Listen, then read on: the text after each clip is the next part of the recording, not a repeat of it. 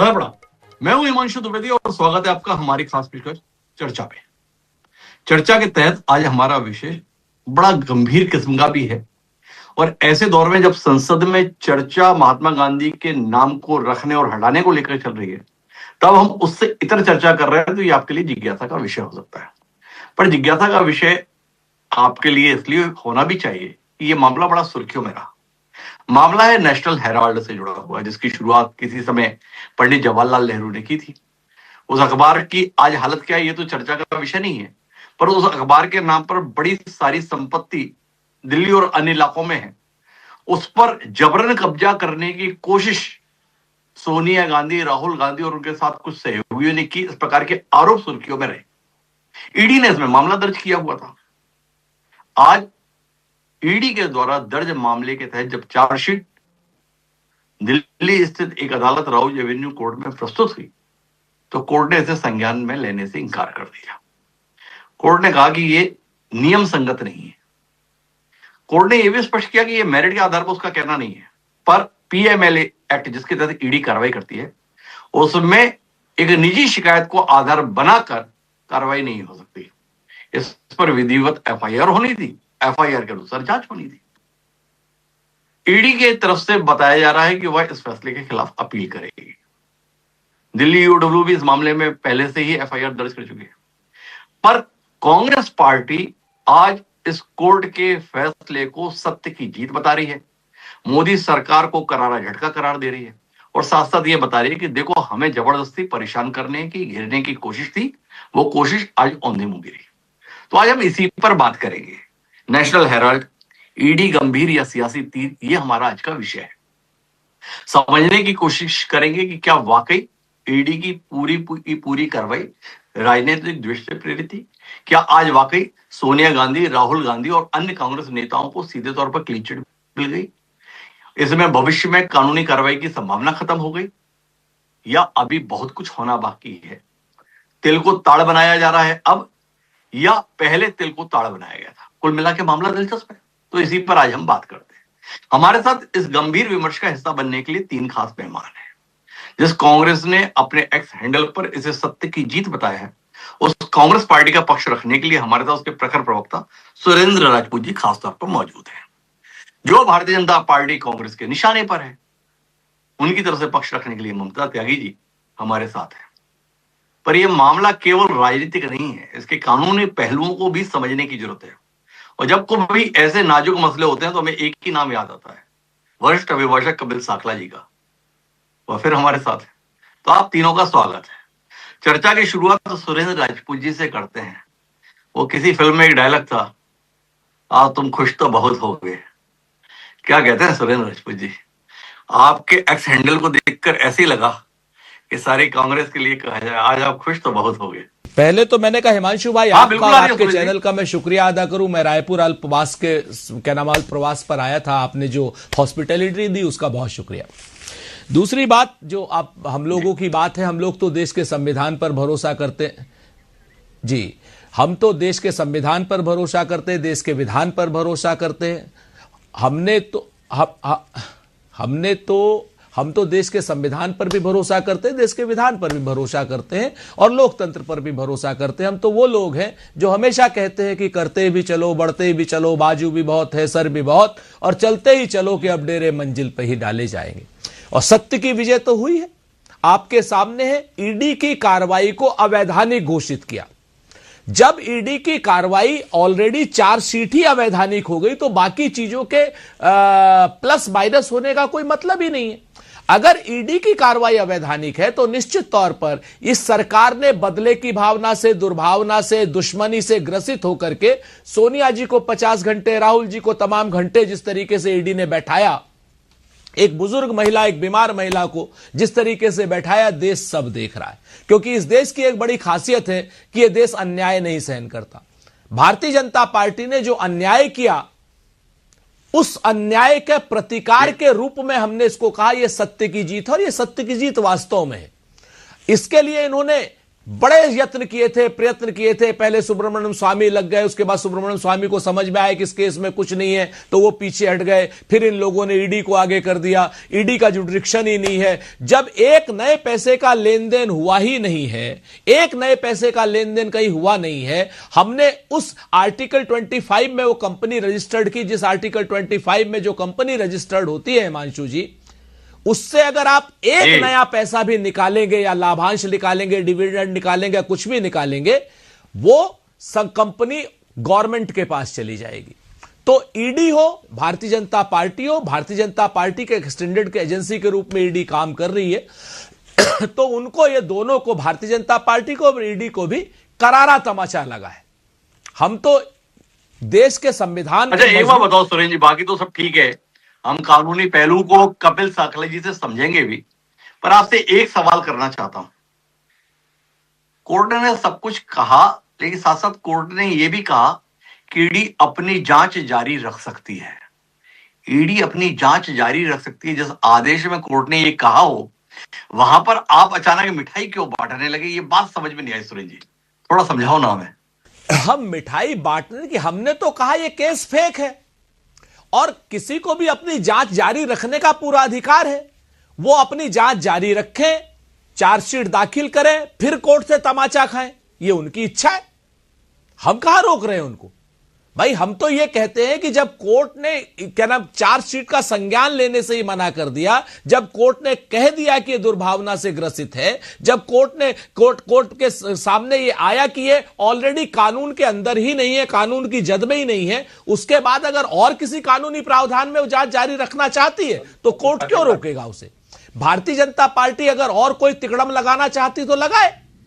भाई national Herald हमारा, उसके कर्मचारी हमारे, आप जैसे पत्रकार मित्रों की मदद करने के लिए कांग्रेस पार्टी ने नेशनल हेराल्ड में पैसा दिया और वो पैसा वापस नहीं आ सकता था। वो केस के सारे जितने भी टेक्निकल पहलूज हैं वो आप वकील साहब से समझ लीजिएगा। लेकिन हम एक चीज जानते हैं कि हमने तो पुण्य का काम किया है, कांग्रेस पार्टी ने पुण्य का काम किया। 90 करोड़ रुपए से ज्यादा की देनदारी हमने अपने पत्रकार मित्रों की दी है, और उन पत्रकार मित्रों की दी है जो आपके साथी, आपके सीनियर थे।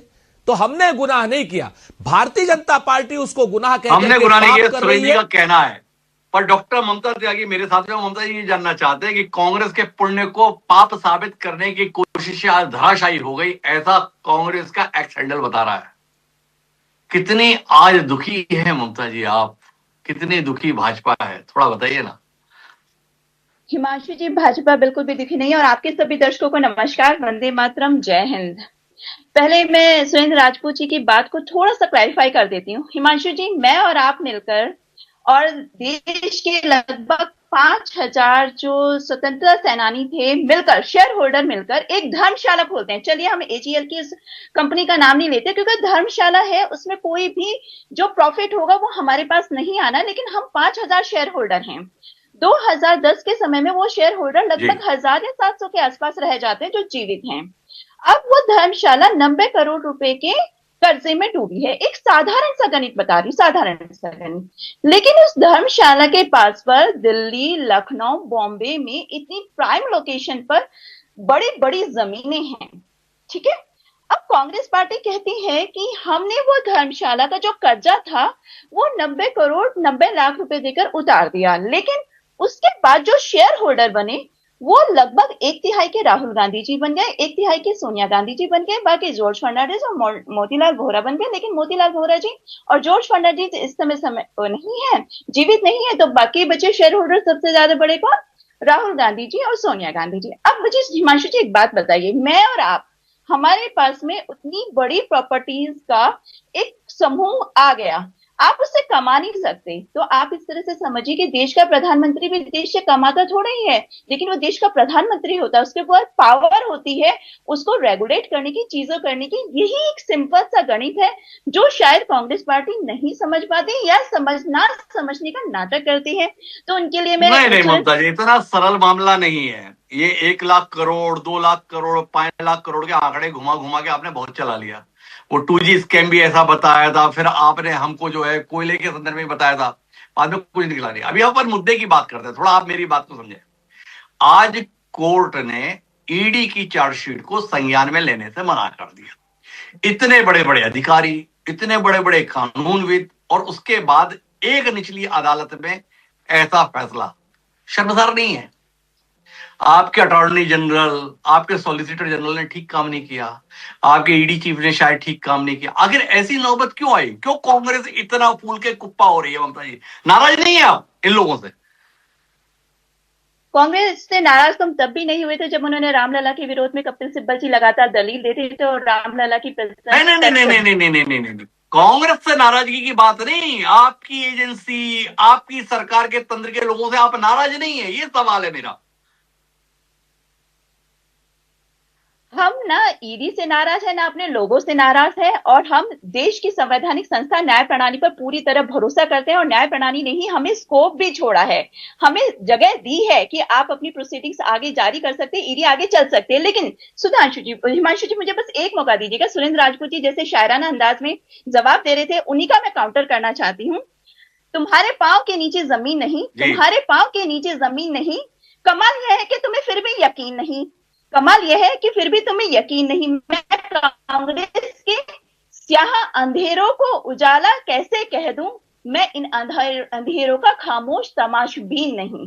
तो हम जो सामने दिख रहा है उसको हम कैसे नकार दें? लेकिन कांग्रेस पार्टी के जो लोग हैं डेफिनेटली वो नकार सकते हैं। वो ये कह सकते हैं कि इतनी बड़ी बड़ी प्रॉपर्टी का अगर इनडायरेक्टली जो स्वामित्व है, ये शेयर होल्डर है राहुल गांधी जी और सोनिया गांधी के पास चला गया, उन्हें कोई ऑब्जेक्शन नहीं है। लेकिन हमें ऑब्जेक्शन है इस चीज का कि देश के जो स्वतंत्रता सेनानी थे, जो 1000 के करीब शेयर होल्डर्स थे, उनका पूरा तो का पूरा आपने ममता जी दुष्यंत कुमार जी का, ममता जी आज आपने दुष्यंत कुमार जी का शेर तो बहुत गजब का पढ़ा, गजब का। लेकिन मेरा सवाल थोड़ा आपके पास अनुत्तरित रह गया। आपने कहा तुम्हारे पैर के नीचे जमीन नहीं, कमाल ये है तुम्हें यकीन नहीं, पर पैर के नीचे जमीन तो आज आपकी एजेंसी की नहीं दिखी। भाई कोर्ट ने कह दिया ये निजी आरोप है, एफआईआर ही नहीं। आप इतने साल तक कार्रवाई करते रहे, सोनिया गांधी, राहुल गांधी और जाने किस किस को बुलाकर जवाब तलब करते रहे, और जब मामले में चार्जशीट लेकर कोर्ट गए तो कोर्ट ने कहा ये तो कानून के अंतर्गत ही नहीं। आप इस बात पर भी नाराज नहीं हो, क्यों नहीं हो? कि आप इस लोअर कोर्ट में जो हमारे ईडी की जो चीजें हैं उन्हें एक्सेप्ट नहीं किया गया, आप उसे हार के रूप में मत कहिए। जो हमारी न्याय प्रणाली है उसने हमें स्कोप दिया है, जगह दी है आगे भी प्रोसीड करने की, और ये मामला जो सही हल है वो हमारी न्याय प्रणाली अच्छी, ये मामला आगे भी जाएगा, ममता जी के कहना है। तो मुझे लगता है इस समय हमें कपिल साखला जी की मदद की सख्त जरूरत है। कपिल साखला जी, आप ही बताओ, आज दरअसल पिटाई किसकी हुई? कांग्रेस की हुई, बीजेपी की हुई, या ईडी और केंद्र सरकार के तमाम कानूनविद की हुई? थोड़ा बताओ तो सही कपिल साखला साहब, आप क्या समझ पाए बतौर कानून के जानकार आज के विषय को? डॉक्टर साहब, एक तो आप बड़े शायराना हो और आप बुलाते ऐसे ऐसे बड़े बड़े शायरों और शायराना लोगों को, मैं आपके सामने क्या बोलूं। पर मेरे हिसाब से पिटाई तो किसी की भी नहीं हुई। अभी देखो बहुत ही इनिशियल स्टेज में जो है वो मैटर चल रहा है, ट्रायल पे भी नहीं आया। तो मैं दोनों तरफ को ये बोलूंगा, दोनों मुझे माफ करिए। देखिए, कांग्रेस का ये बोलना है हमारी जीत हो गई, ये बहुत ही गलत है। और वो गलत इसलिए है क्योंकि मेरिट्स पे डिसीजन नहीं हुआ है, एक लीगल क्वेश्चन पे हुआ है कि स्वामी साहब ने एक प्राइवेट कंप्लेंट अंडर सेक्शन 200 डाली, उस पे जो एफआईआर होके ईसीआईआर होती है, क्योंकि पीएमएलए का जो केस होता है ईडी में एफआईआर नहीं होता, ईसीआईआर होती है, उस पे चार्जशीट फाइल हुई। और जज साहब ने कहा इस टेक्निकल पॉइंट पे, सिर्फ इस टेक्निकल पॉइंट पे, कि जब तक कि एक एफआईआर प्रेडिकेटेड ऑफेंस की नहीं होती है, आप उस पे ईसीआर ही नहीं रजिस्टर नहीं कर सकते हो, और इस वजह से ये मैटर आगे नहीं चलेगा। ये एक टेक्निकल इशू है।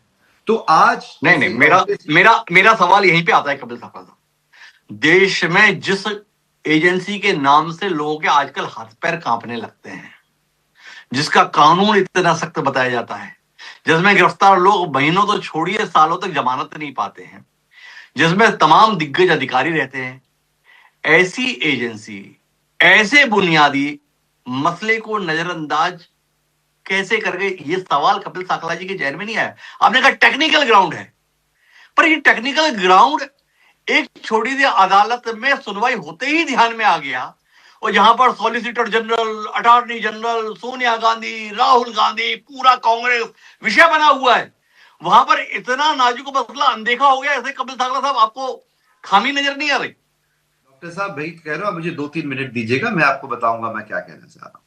तो इसमें पहली चीज तो ये हो गई कि ये एक ट्रायल कोर्ट, एक लोअर कोर्ट की एक अंडरस्टैंडिंग थी सेशन जज के पास में, स्पेशल कोर्ट में, कि मेरे हिसाब से ये केस नहीं बनता।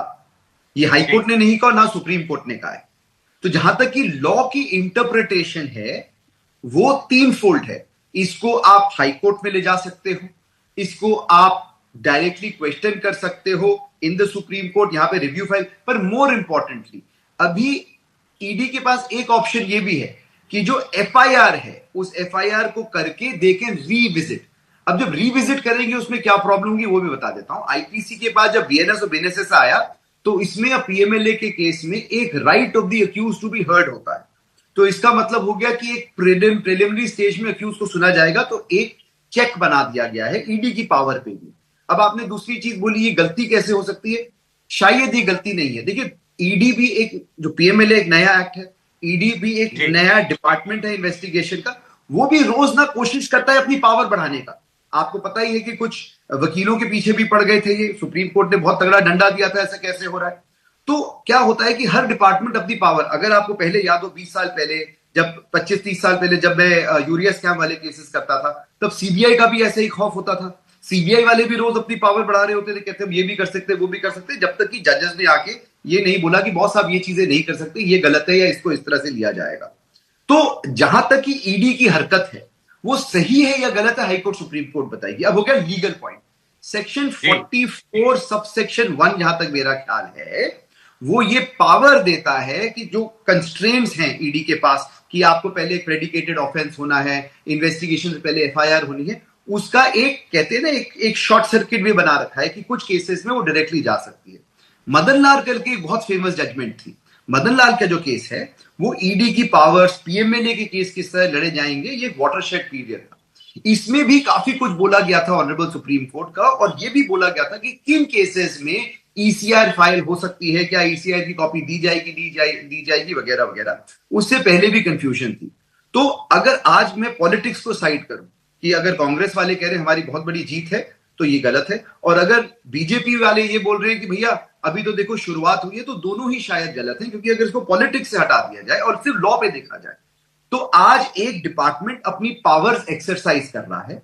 ये पावर्स अभी सिर्फ एक लोअर कोर्ट में हुई है, अभी ना हाई कोर्ट में आई है ना सुप्रीम कोर्ट में आई है, जहां जो बोला जाएगा ना सुप्रीम कोर्ट में आई है। कपिल सागला साहब ये बता रहे हैं कि इसमें ये तो अभी स्पष्ट किया ही नहीं गया कि ये केस आउट हो गया या केस आउट नहीं हुआ। अभी तो केवल और केवल ईडी का अधिकार क्षेत्र क्या है इस पर बात हुई है। सुरेश राजपूत जी क्या कहते हैं आप? मंजिल बहुत दूर है, बहुत जल्दी में आ गए आप। हिमांशु भाई, हम तो एक बात कहते हैं, बड़ी सिंपल सी बात कहते हैं, आप हमारी बात को सुनिए। एक बड़ा पुराना सा फिर शेर याद आ गया। आप कपिल जी कहेंगे कि शेर सुना रहे कि कुछ लोग तुम्हें समझाएंगे, कुछ तुमको खौफ दिलाएंगे, जो है वो भी खो सकता है, और इस राह में रहजन है इतने, कुछ और यहां हो सकता है। कुछ और तो अक्सर होता है, पर तुम इस पल में जिंदा हो, ये पल तुम में जिंदा है, ये वक्त नहीं फिर आएगा, तुम अपनी करनी कर गुजरो, जो होगा देखा जाएगा। हम लोग कानून को मानने वाले लोग हैं कपिल जी, हम लोग कानून को बनाने वाले लोग हैं, संविधान का निर्माण करने वाले लोग हैं। हम कानून की जद से बाहर नहीं जा सकते, नंबर 1। और नंबर 2, ईडी जैसी एजेंसी में मूर्खों की जमात होगी ऐसा भी नहीं माना जा सकता कि किसके खिलाफ केस कर रहे हैं, उसकी प्राइमरी मेरिट्स क्या है या नहीं है। ईडी दबाव में काम कर रही थी, भारतीय जनता पार्टी के दबाव में काम कर रही थी। ईडी जाहिल नहीं है, जाहिल वो लोग हैं जिन लोगों ने ईडी को दबाव दिया इस झूठे नैरेटिव को गढ़ने के लिए। अगर ईडी आगे भी लड़ना चाहेगी इसी की मेरिट पर तो स्वागत है, हम लड़ेंगे। हम तो सुप्रीम कोर्ट तक लड़ेंगे, डबल बेंच भी करेंगे, 5 बेंच भी करेंगे, अगर आप चाहें तो हमें कोई दिक्कत नहीं, क्योंकि हम जानते हैं ये केस झूठा है। नेशनल हेराल्ड हमारा, अभी ममता बहन हमारी बड़ी बड़ी बातें कर रही थी कि ऐसा था वैसा था, प्रधानमंत्री की पावर होती है। तो ममता बहन, क्या ममता त्यागी जी ये कहना चाहती हैं कि आज की डेट में प्रधानमंत्री जी कुछ ले दे तो नहीं रहे हैं, लेकिन अपनी पावर का बेजा इस्तेमाल कर रहे हैं, कब्जा कर रहे हैं सारे इंस्टीट्यूशन पे, जैसे सो कॉल्ड तरीके से भाजपा मानती है कि हमने नेशनल हेराल्ड के क्या नाम सारे जो है प्रतिष्ठानों पर कब्जा कर लिया, जबकि ये तो सच नहीं है। तो क्या प्रधानमंत्री जी कहते हैं ना, जाकी रही भावना जैसी, प्रभु मुहूर्त दिन देखी थे तैसी। तो प्रभु मुहूर्त जिसने जैसी देखी है वो वैसी भावना रखेगा। और प्रधानमंत्री जी क्या पूरे इंस्टीट्यूशन पर कब्जा कर रहे हैं, अपनी पावर का बेजा इस्तेमाल कर रहे हैं, जैसा ममता त्यागी जी आरोप कांग्रेस के ऊपर लगा रही हैं, वैसा ही आरोप क्या प्रधानमंत्री जी के ऊपर लगाने की गलती करेंगे ममता जी? एक बात।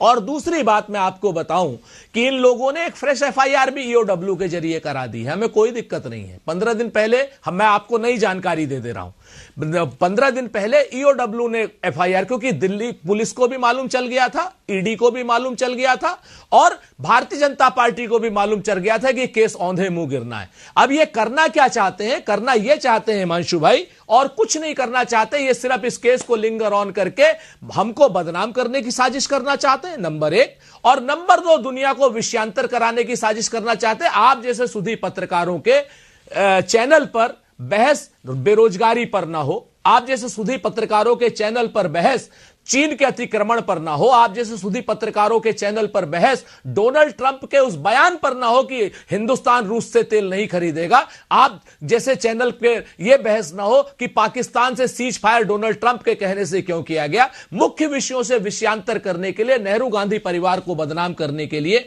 ये लोग अभी इस केस को और लंबा खींचने की कोशिश करेंगे। लेकिन कंचन कंचन है सदा, कांच कांच सो कांच, और दरिया झूठ सो झूठ है, सांस सांस सो सांच। तो सुरेंद्र राजपूत जी का मानना है कि ईडी को जितना लड़ना है लड़ ले। मैं वापस डॉक्टर ममता त्यागी जी के पास आता हूं। ममता त्यागी जी, क्या इस बुनियाद को नजरअंदाज कर देंगे हम, या हम इस विषय को कहीं संजीदगी से लेंगे? ये सवाल अभी भी है कि आखिर एक स्थानीय अदालत के द्वारा शुरुआती स्तर पर ही चार्जशीट को स्वीकारने से इंकार किया जाना आपको गंभीर मसला नहीं लगता? हिमांशु जी, हाँ, ये हमारा लोकतंत्र है और ये हमारी न्याय प्रणाली है। जो भी चुनाव, जो भी ये डिसीजन कोर्ट द्वारा लिया गया, हम हर डिसीजन को सर माथे रखते हैं और इसको भी हम सर माथे रखेंगे। हम कांग्रेस पार्टी की तरह ऐसी नहीं है जो एसआईआर की प्रक्रिया में कोई चीज बात आ जाए तो कहते थे कि सुप्रीम कोर्ट भी गलत डिसीजन दे रहा है, ईडी भी गलत डिसीजन दे रहा है और चुनाव आयोग भी गलत डिसीजन दे रहा है और जनता भी गलत डिसीजन दे रही है कहीं ना कहीं से। लेकिन जो भी चीज है वो दूध का दूध और पानी का पानी है। एक सामान्य नागरिक की दृष्टि से उन्हें साफ साफ दिख रहा है कि कोई भी प्रॉपर्टी, चाहे आप उससे पैसा कमा नहीं सकते, अगर उसका स्वामित्व जो देश के स्वतंत्रता सेनानी है वहां से हटकर एक गांधी परिवार को ट्रांसफर हो रहा है, तो ये बात बहुत अच्छे से देश की जनता समझ रही है। और ये कोर्ट में केस अभी चलेगा और ये आगे भी चलता रहेगा। और सुरेंद्र राजपूत जी को कहना चाहूंगी, वाजपेयी जी की कुछ कविता अगर आपको याद हो तो, पीठ में छुरी सा चांद आ गया है आज है, राहु रेखा फांद गया आज है। मतलब बात यह है कि वो स्वतंत्रता सेनानियों की प्रॉपर्टी थी, वो उनका शेयर होल्डर था, वो उनका राइट था।